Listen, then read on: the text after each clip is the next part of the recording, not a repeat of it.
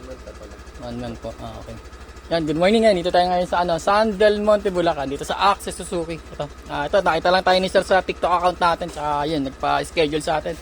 Ito ang nilagay natin sa kanya. Senlo X1 Plus 60 watts sa itong PIA original. Yung ilaw niya, syempre nakatago. Ayan. Ayan siya.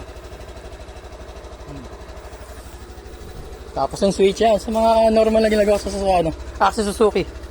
Ayan yung switch. Ayun yung loan nyo. Ay, maliwanag pa rito. Parang tanggal naman to. Hindi siya sabog.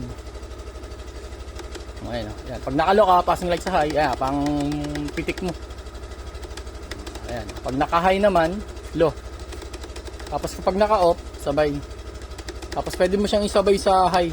Sabay na yung high and low niya. Ayan. Liwanag yan. Tapos sa busina, syempre stock at saka loud.